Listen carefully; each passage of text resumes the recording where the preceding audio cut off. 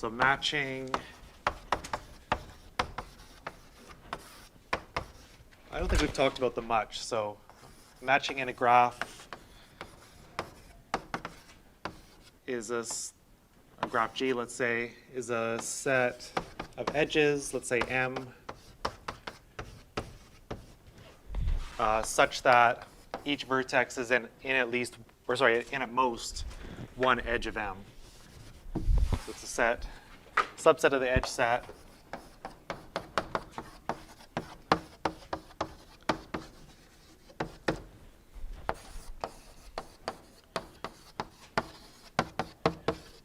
So each vertex is contained in at most one edge in M.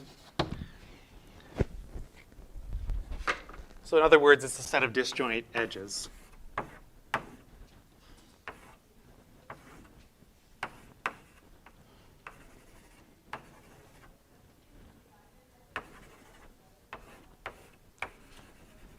So for example, these shaded edges could be a matching.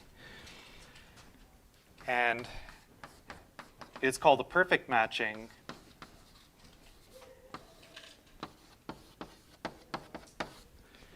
if every vertex is in exactly one edge of M.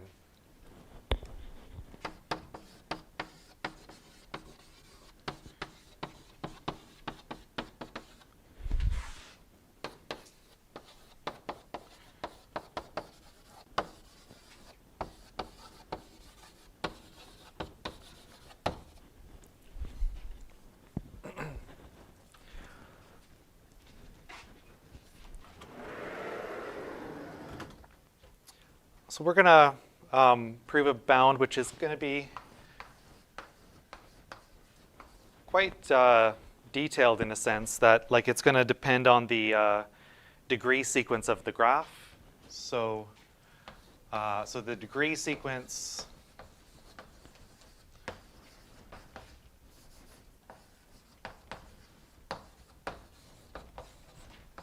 of G is just like all of the degrees of the vertices.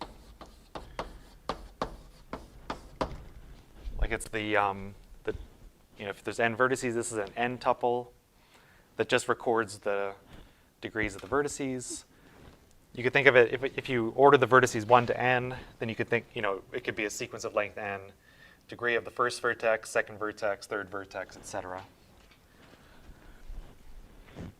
So the question we're going to address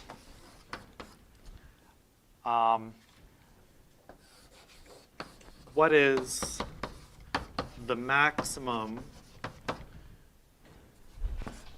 number of perfect matchings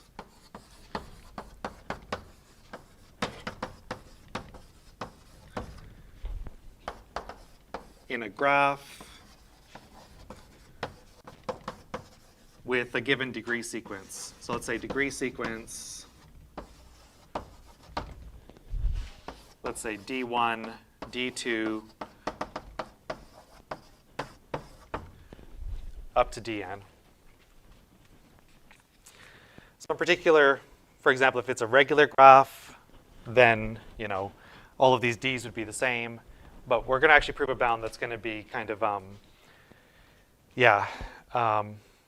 for different degree sequences, it's going to give a different bound. It's not always going to be tight, but it's going to be tight in a lot of cases. Okay.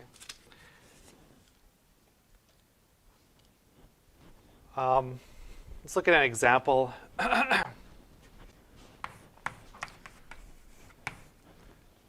Turns out a good example for this is actually the same example we were looking at for independent sets.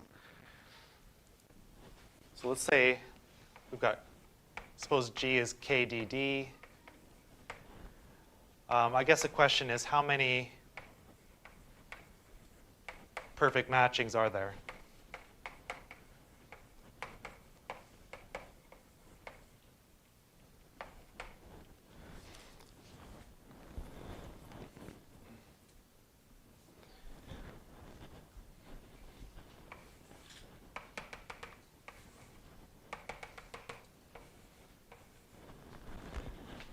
Anyone have a an answer to that?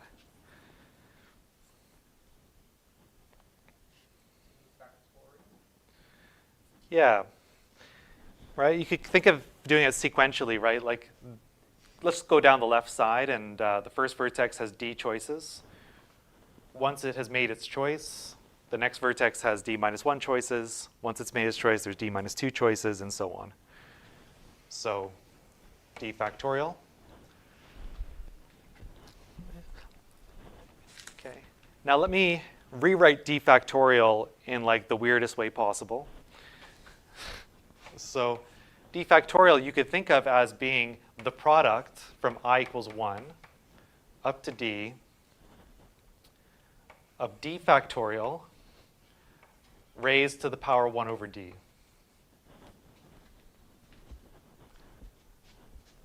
I mean, basically, I just took the dth root, and then I just multiplied it d times, and it's obviously the same thing. I mean, this product, I'm producting the same thing every time, so it just takes the dth power, and the d's cancel. But this is kind of the type of bound we're going to end up with. So this is like, obviously this is a d-regular example, but if I wanted like a different degree sequence, for example, you could do like, k, 3, 3, union, disjoint union with k, 7, 7, union, k, 10, 10 or something. And what you're going to get is number of perfect matchings being 3 factorial, 7 factorial, 10 factorial. And now you have like some kind of a different degree sequence, right? It's not regular. So the thing we're going to prove is that basically these constructions are the best you could do. So this is known as Brègman's theorem.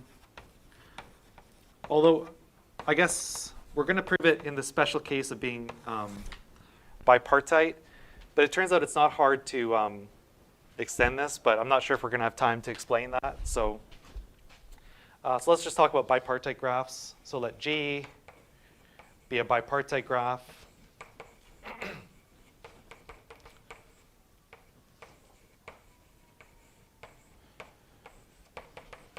With bipartition, meaning like the two, classes. So the bipartition is AB.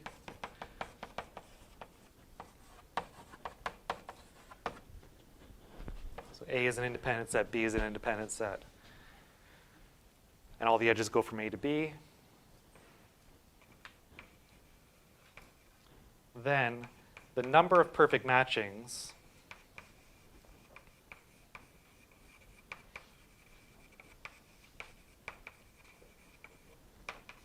in G is at most the product over all vertices in A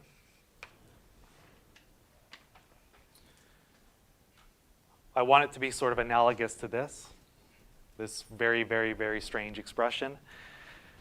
What I'm going to do is take the degree of V factorial and raise it to the power 1 over the degree of V.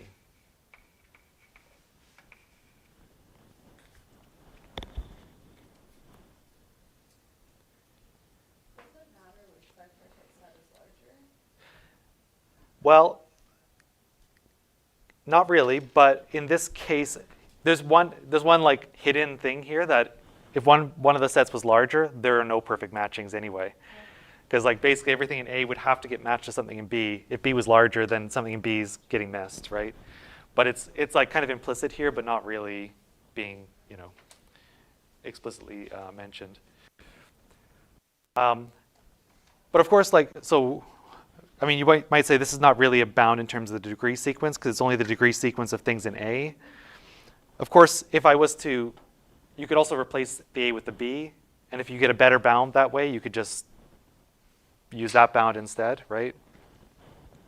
Or you could take the product of those two bounds and then take their square root or something. I mean, you can turn this into some bound on the degree in terms of the degree sequence, right? And just to kind of see, like this is, like if I was to apply this to KDD, it's like computing the exact same thing, right? So that's so this is tight in that case. But it's also tight in all of these cases. Like this, any union of complete bipartite graphs, it's going to be tight. Okay, so let's kind of focus on proving this.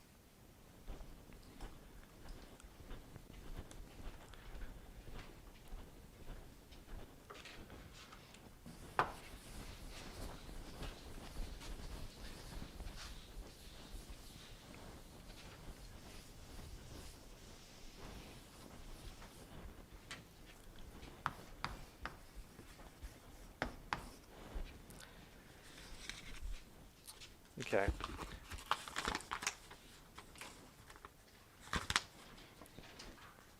So yeah, we're still doing entropy.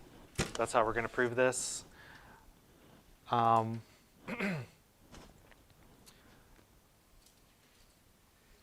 don't know. I mean, yeah.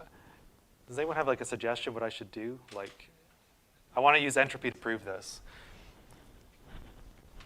So I want to compare the number of perfect matchings to some number, right?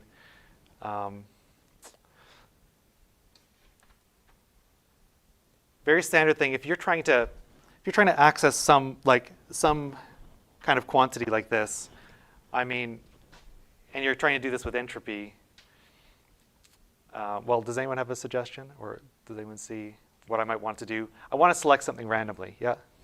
Yeah, that's actually like a step beyond what I was trying to ask. But yeah, that's a good idea. So like, I guess all I was trying to get at was like, you know, a useful thing to do is take a uniformly random perfect matching, because the entropy of that random variable is the log of this number.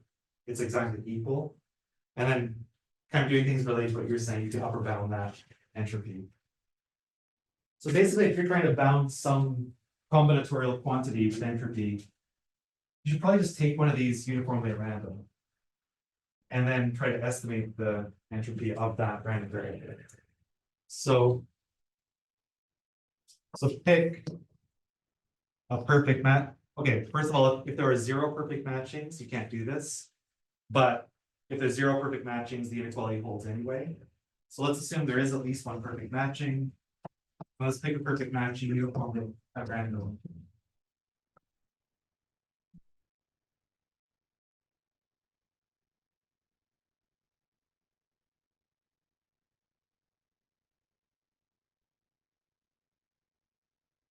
Let's call it M.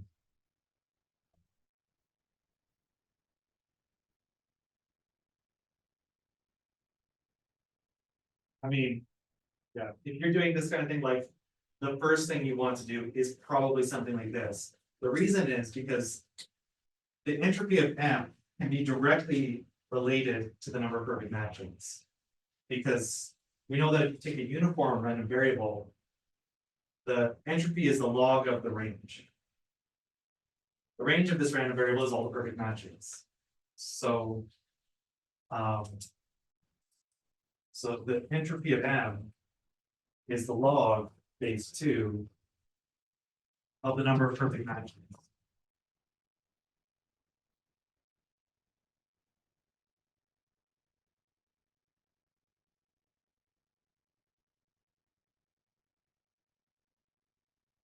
The very useful thing about this is an exact equality, right? So whether you want to prove a lower bound or an upper bound, doesn't really, I mean, whatever you want to prove, this is likely to be useful because, you know, if I now lower bound this entropy, that's lower bound, right? If I upper bound it, that's an upper bound of this. This is exactly equal.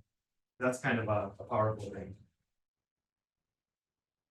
So what we want to do, our goal is to show that HM is at most the log of this interesting quantity product over all the vertices in A, degree of D factorial, the 1 over degree of D. And yeah, all that inside of a logarithm.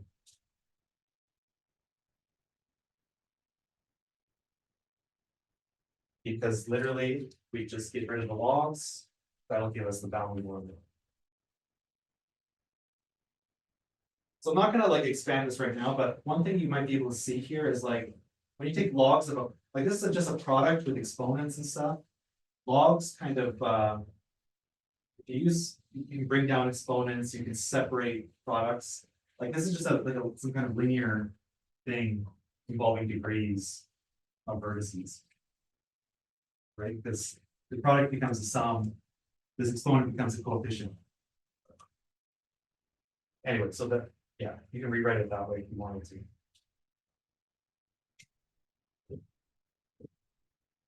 Okay.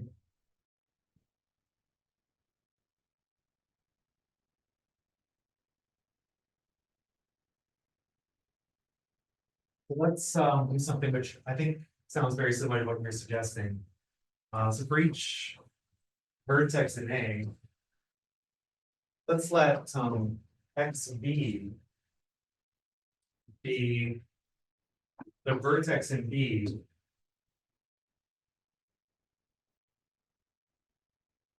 that B is matched to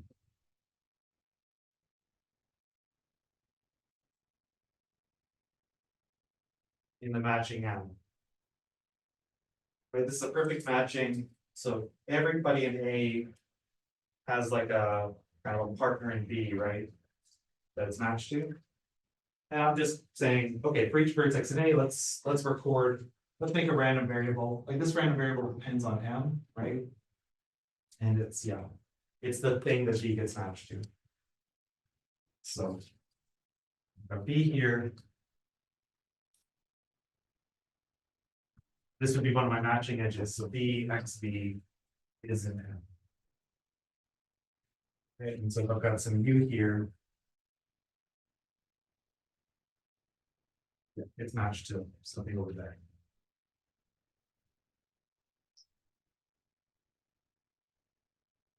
Purpose of this is to like all the things we know about entropy are basically everything we know is like about tuples of random variables and how to split them up with the chain rule and stuff. M doesn't look like a tuple of random variables, but in this way I can make it that way. So like, so I guess the key thing is that M kind of contains the same information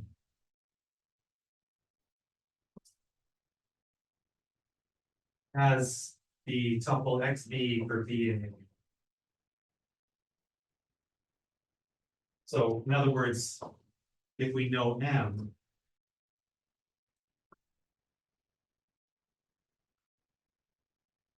we can get this XB to B is in A and vice versa.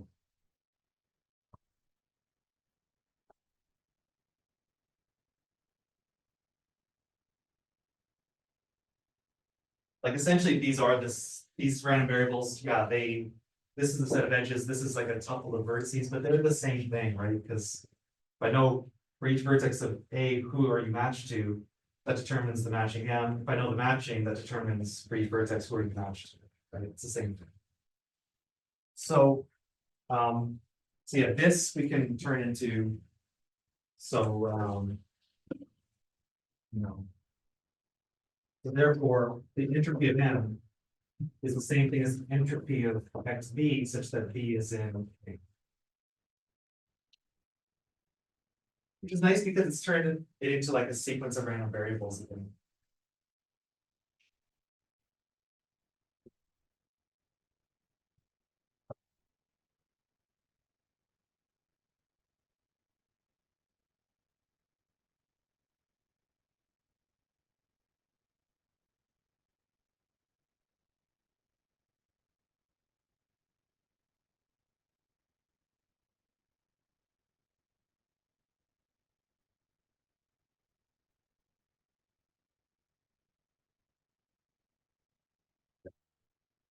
Any questions so far? Good. So like I want to apply the chain rule on this. But like there's no like implicit obvious order on the vertices. Like, I mean, I could just put an arbitrary order, but it's not obvious what's the best order. In some sense, what I'm gonna do is look at all the ways of ordering the vertices and do the chain rule in all possible ways, and then add them up and average them.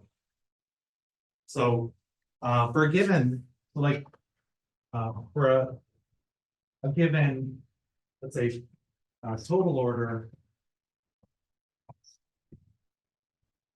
curly less than on A, meaning like this is a relation which, I mean, it's just a permutation of the vertices of A. It just, you know, it determines who's the first vertex, second vertex, etc. If I wanted, so basically, by the chain rule,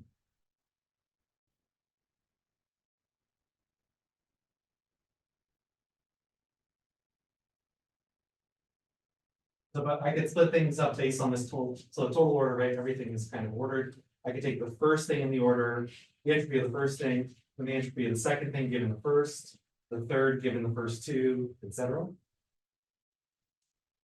So this is the sum over all B of the entropy of X B conditioned on all of the vertices that came before it in the order. So XU such that U is before B. So this is by the chain rule.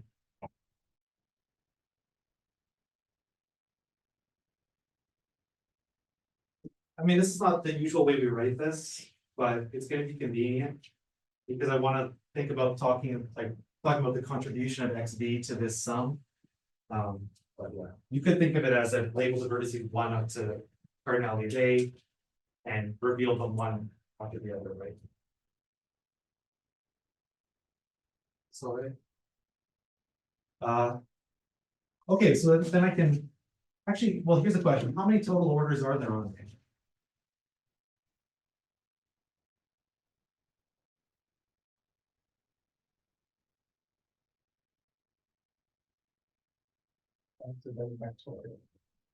Yeah, it's just like who's first, who's second, who's third, right? You got A choices, A minus one choices, etc. So what I'm gonna do is, so I'm gonna sum over all the possible total orders and then just divide by A factorial, because that's how many there are. So this is true, this equality is true for every total order, so it should be true that if I average out over all of them,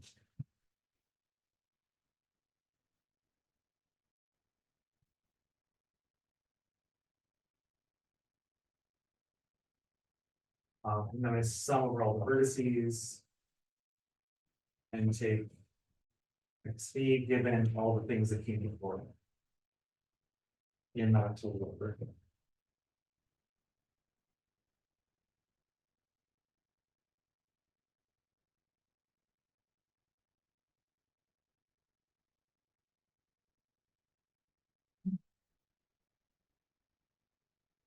A general thing about entropy is that I can always upper bound it by the log of the range of a random variable.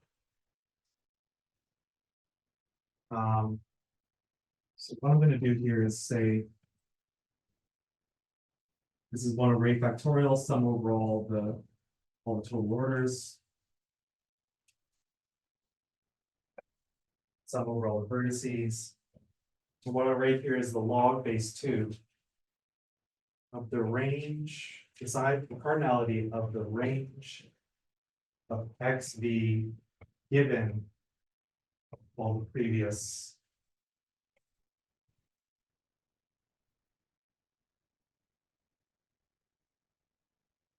vertices. We'll talk about what this is in a second, but like, I mean, well, like abstract, like the actual definition of this is, you know, it's all of the choices of XB that have non-zero probability given these choices that I've seen previously. So for example, like, I mean, if B has if I look at its neighborhood, suppose that I know that some XU that comes earlier has already matched to something in the neighborhood. Right, we've already revealed XU, and XU is that vertex, and this is the neighborhood of B. Then, for example, this thing would not be in the range of XB, because in a matching, you're not allowed to have two things match to the same thing. Right, so. Right.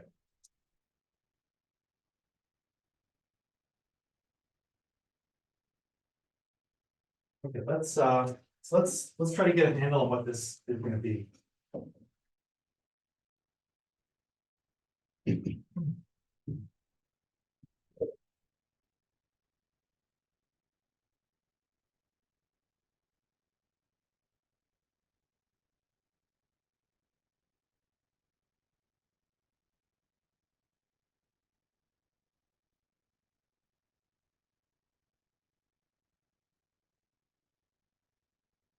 Let's say that.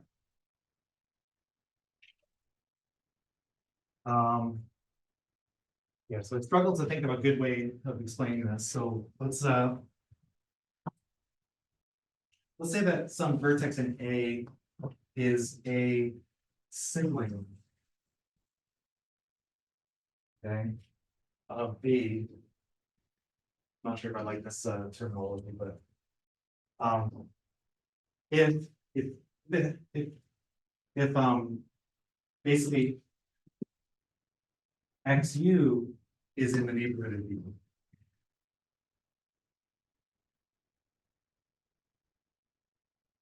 Maybe this is not a very good terminology because like it's not first of all it's not symmetric and it's not transitive. You would think that like siblings should be they should anyway. But let's but yeah, I'm trying to basically describe the situation that that I drew on the other board where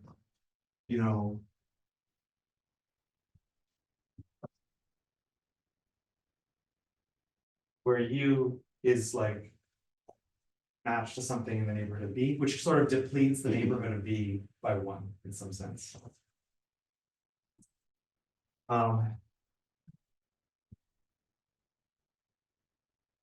Okay, so by the way, B is a sibling of itself.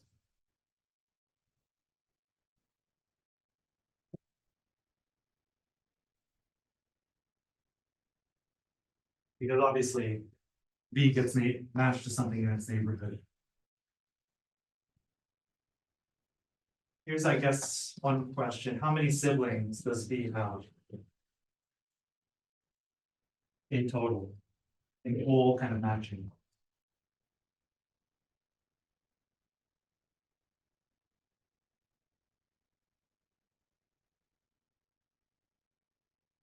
Including itself.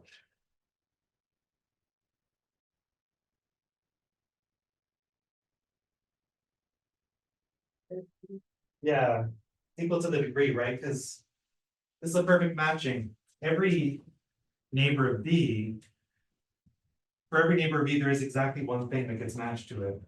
So like, yeah, you're gonna have exactly E of B.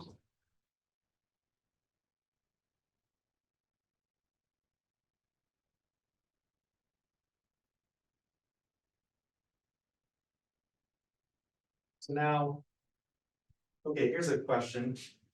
How many total orders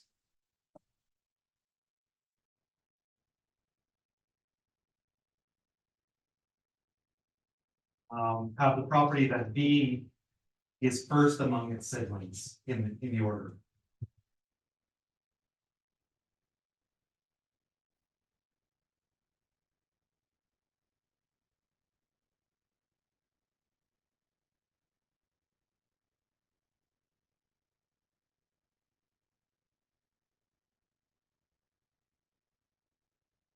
With D being siblings in total, including B. I take a total order.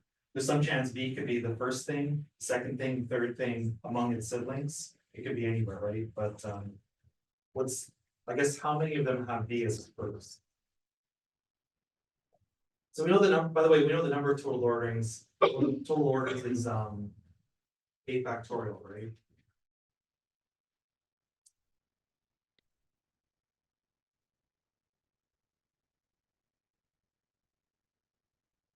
So there's a quick way to do this and a slow way to do this. Does anyone see like a quick thing?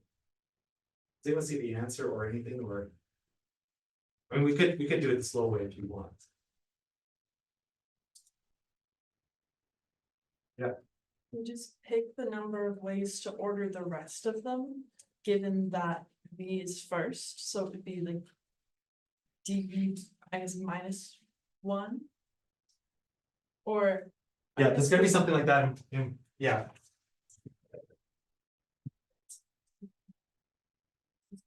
No, it's up. Yeah. Oh, actually, and one thing maybe I should make clear here is total orders on A, but so let's do it that way, and then we'll see what the formula comes out to, and then we can probably reverse engineer like the reason why it should hold. So like you can do it like this. I've got size of A, choose D of D, ways of like choosing the locations of the siblings.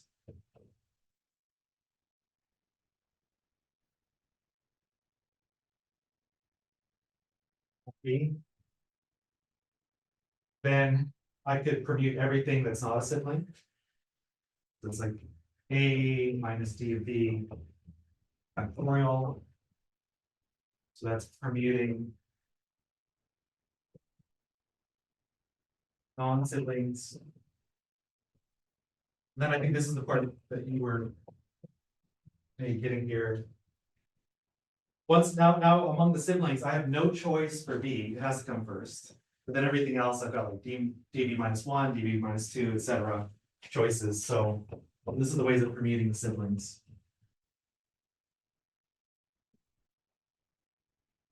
If you plug in the formula for the binomial coefficient here and do some canceling.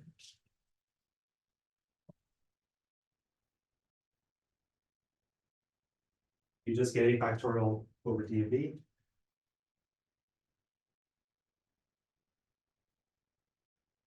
Like, maybe this makes sense, maybe for multiple reasons, right? Like, in some sense, what's special about B? Not much, right? So like the problem, like the kind of proportion of all total orderings that have B first should be the same as the proportion of the total orderings that have something else first. And there's like D of B possible choices. Or another way to think of it as is if I take all the orders that have B first, there should be just as many of those as the orders that have B second, among siblings, or third, or fourth. Right? There shouldn't be any kind of bias towards one of these or the other. So in fact, this is the number of total orders in which B is in any given position. So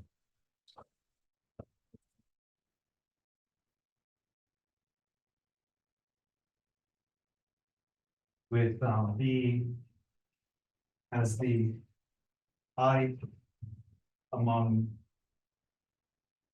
its siblings for any I between 1 and the degree of B. Yeah. The calculation would be the same if we were doing second among siblings, because I would just, this would be the same, right? Okay.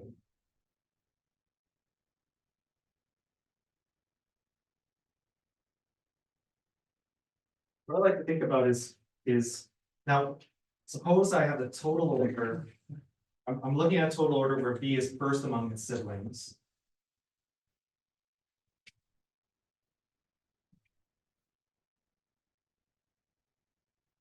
And then what can I say about the range, the size of the range of, so yeah. Think of it as you're like revealing, for every vertex in A, you're revealing the matching edge that, you're revealing who it's matched to one at a time, right? And now I'm going through and I haven't seen any siblings of B yet. and the first sibling of BIC is B, let's say. How many choices do I have as an upper bound for the thing that B gets matched to?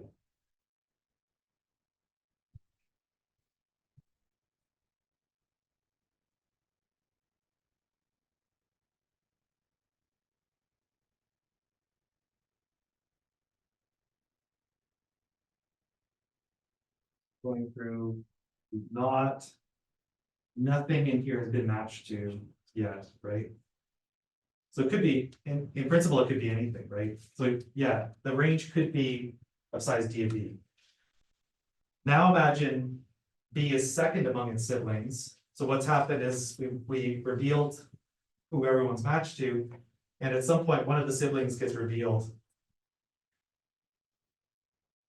And it's already matched to something there. So now the number of choices should be D of E minus 1. It's kind of where the factorial is going to come in. Log of D of E plus D of E minus 1 plus D of E minus 2 if B is the third one among its siblings. Then the number of choices is D of E minus 2, and so on.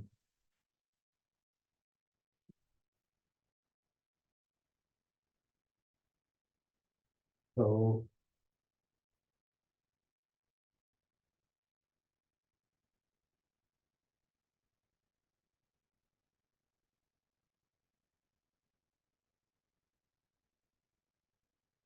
the kind of key observation is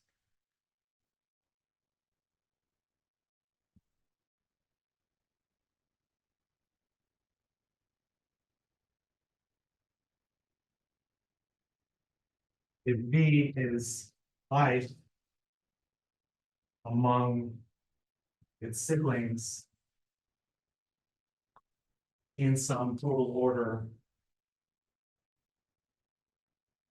then the size of the range of XV given conditioned on XU such that U is less than B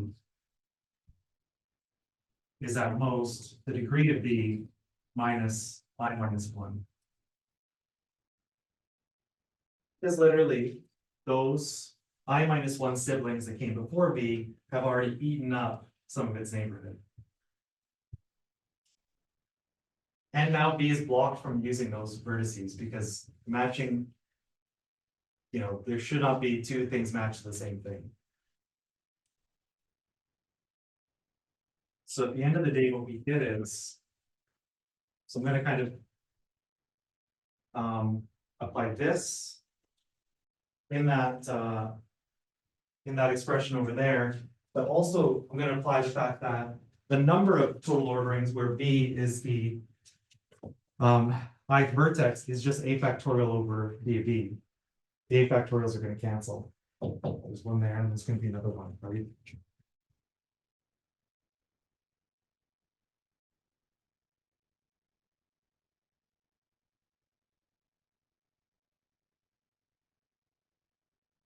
I can write this as 1 over a factorial, sum over all the vertices.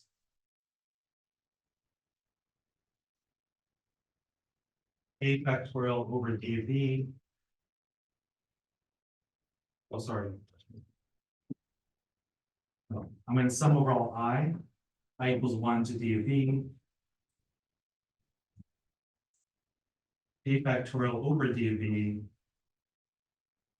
And this is the number of total orders where B is I among its siblings. And for every such total order, the contribution is like log base 2 of the degree of B minus I minus 1. So it's quite hard to see, I think, but what I'm writing here is degree of B minus I minus 1 inside of a logarithm, because this is now an upper bound on the range of the thing. These cancel. And actually, if you think about it, this is exactly what I wanted. Is this is like, I could bring this power up here, and then this is like just, this sum of logarithms is like a product. You can bring it inside of like a product, and it makes like a factorial, right? So this is literally going to be equal to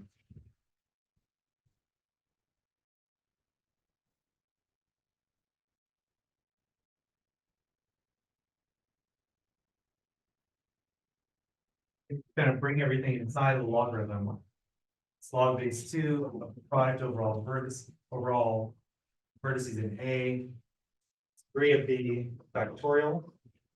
Factorial comes from the fact that this is a sum where like it starts at d and goes down, down, down, or vice versa. 1 over d of b, and that comes from this being brought up into the exponent.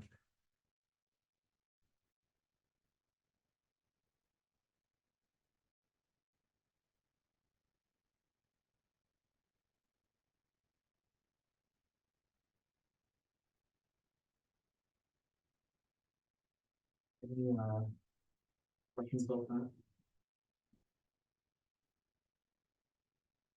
I have a slight argument.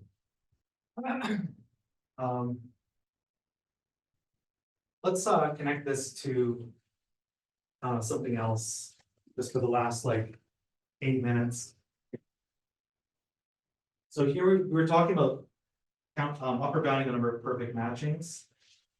There's another way of thinking of this in terms of something called the permanent of a matrix.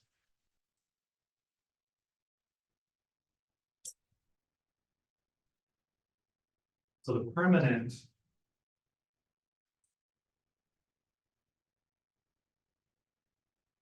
of an n by n matrix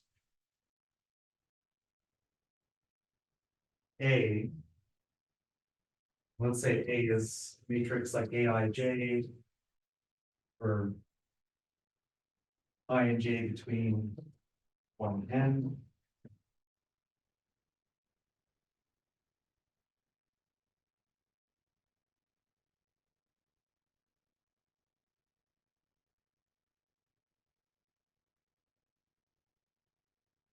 I think you heard of this before, permanent matrix. I think it comes up sometimes, but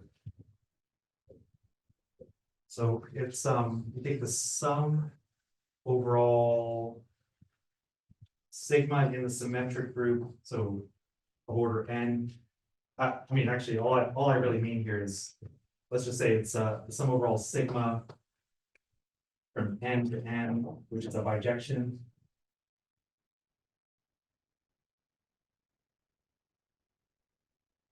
Then you product from I equals 1 to n. You take the I sigma I entry of the matrix.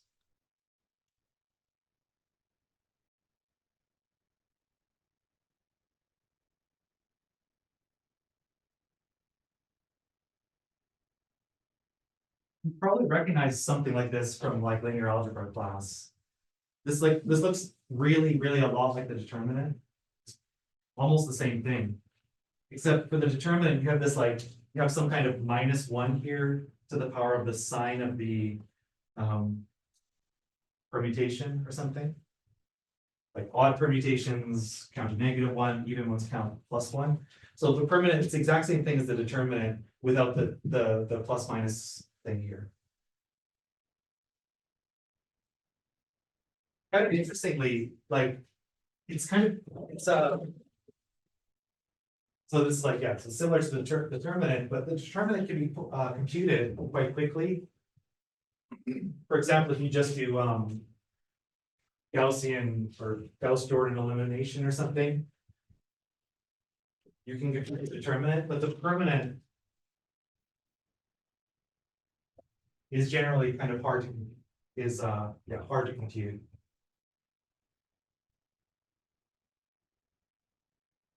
Let's say quickly.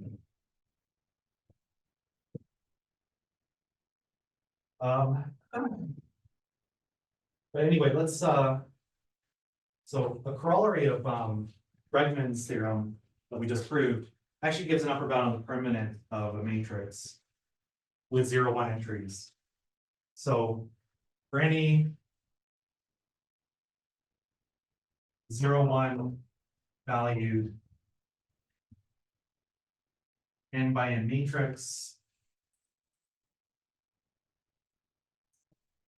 the permanent n by n matrix A, the permanent of A is at most the product I equals 1 to n. So I'll explain what this means in a second, but I'll write Ri factorial to the 1 over Ri, where Ri is the sum of the ith row of A.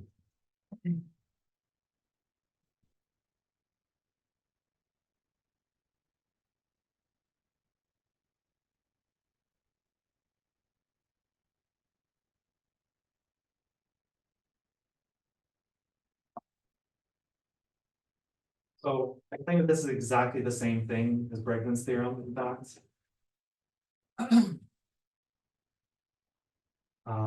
So for that, like.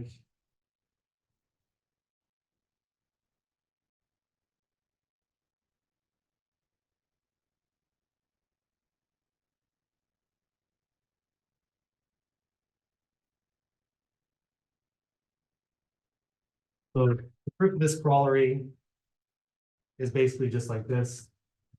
I kind of regret calling this matrix A now, because A was one part of my bipartite graph, but anyway, we can change it to X and Y or something. So let G be a bipartite graph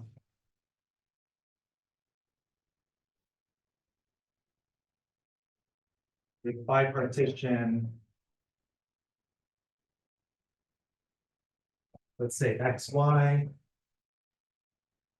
where let's say X is X1 of Xn, and Y is Y1 of Yn, and let's say Xi, Yj is an edge, if and only if Aij is equal to 1.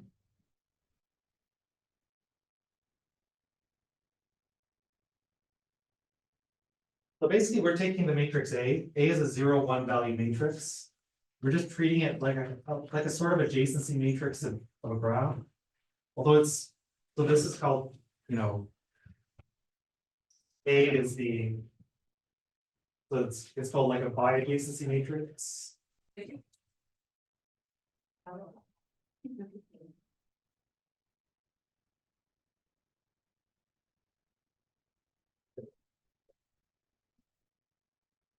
And basically the observation here is that,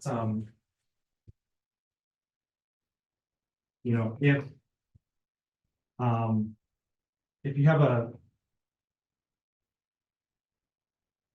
if the product of AI sigma I is non-zero, I mean, the only way, it's a 0, 1 value matrix, right? So to product a bunch of entries, either it's going to be 0 or it's going to be 1.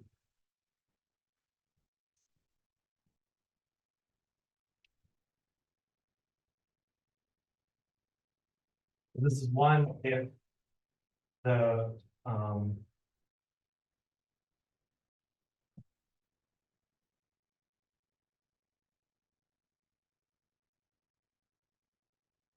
with 1 if this pairing is the perfect matching.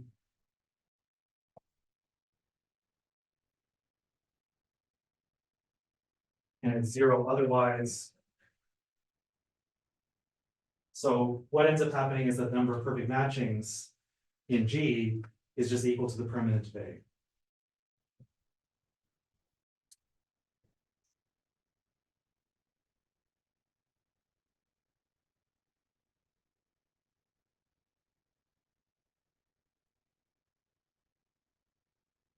But then if I take the upper bound on this and I think about what that corresponds to in terms of the permanent. It's exactly this inequality based on the row sums, because the degree of the ith vertex of X is the ith row sum. So.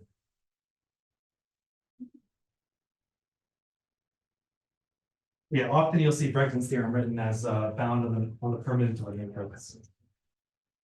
Okay, so yeah, that's all. Okay. See you guys on Wednesday.